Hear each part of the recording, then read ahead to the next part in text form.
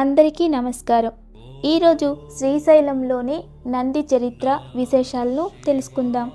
పూర్వం శ్రీశైల ప్రాంతంలోని బ్రహ్మగిరి సమీపంలో ఒక మహాశివ భక్తుడైన విశ్వబ్రాహ్మణ మహాశిల్పి ఉండేవాడు. ఆయన ఒకసారి మల్లికార్జున స్వామిని సేవించడానికి శ్రీశైలం వచ్చాడు. అలా స్వామిని పూజించి ఇంటికి చేరిన శిల్పి సదా ఆలయాన్ని గురించే ఆలోచించడం ప్రారంభించాడు.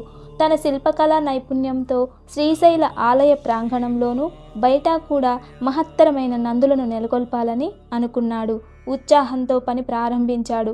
శిల్పి నక్తవ్రతాన్ని అనగా ఉదయం నుండి భోజనం చేయకుండా రాత్రి శివపూజ చేసి భుజించడాన్ని నక్తం అంటారు. ఇలా నక్తవ్రతాన్ని పాటిస్తూ 40 రోజులలో 2 మహత్తరమైన నందులను తయారు చేశాడు. కమల పిల్లల్లా ఒకే రూపుతో ముచ్చటగా ఉన్న నందులను చూసి ఆనందించాడు. కానీ ఏం లాభం, వెంటనే విచారంలో మునిగిపోయాడు. ఈ మహత్తర పెద్ద నందులను శ్రీశైలానికి ఎలా చేర్చాలి అన్నదే అతని బాధ. మధ్యలో పాతాళ గంగను కూడా దాటాలి. మరి నిద్ర కూడా పట్టలేదు. అర్ధరాత్రి గడిచాక మత్తు వచ్చినట్లు కళ్ళు మూసుకున్నాడు శిల్పి. వెంటనే ఒక కలలో స్వామి కరుణించాడు. స్వామి శిల్పితో ఇలా అన్నాడు: భక్తా, నీ సంకల్పం మహత్తరమైనది. నీ శ్రమ ఫలించింది. ఇవిగో ఈ పలుపు తాళ్లను తీసుకొని నందుల మెడలకు తగిలించు. వెనుతిరిగి చూడకుండా శ్రీశైలం చేరుకో. వెంటనే కళ్ళు తెరచాడు శిల్పి. ఎదురుగా పలుపు తాళ్లు కనిపించాయి. సంతోషంతో ఉక్కిరిబిక్కిరయ్యాడు. వెంటనే తాళ్లను నందుల మెడలకు తగిలించాడు. తాళ్లను చేతపట్టి శ్రీశైలానికి బయలుదేరాడు. తెల్లవారుజాముకు పాతాళ గంగను చేరుకున్నాడు. అలాగే కృష్ణానదిని దాటసాగాడు. నీటిలో కొంత దూరం వెళ్ళాడు. 2వ ఒడ్డుకు చేరబోతున్నాడు.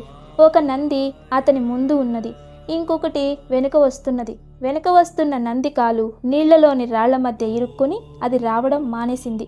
కంగారుగా నంది ఎందుకు కదలడం లేదని కొంచెం పక్కకు తిరిగి చూశాడు శిల్పి.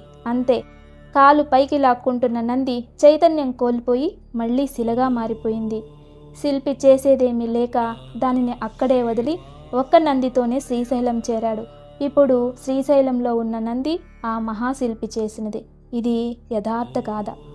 ఊబి నుండి కాలి పైకి లాక్కుంటూ శిలగా మారిపోయిన నంది ఉబ్బిలి బస్వన్న అని పిలువబడుతూ ఇటీవల కాలం వరకు భక్తులకు దర్శనమిచ్చింది. శ్రీశైల ప్రాజెక్టు వలన పాతాళ గంగలో మునిగిపోయిన నంది 700 అడుగుల లోతు నీటిలో మునిగి ఇప్పటికీ ఉందట.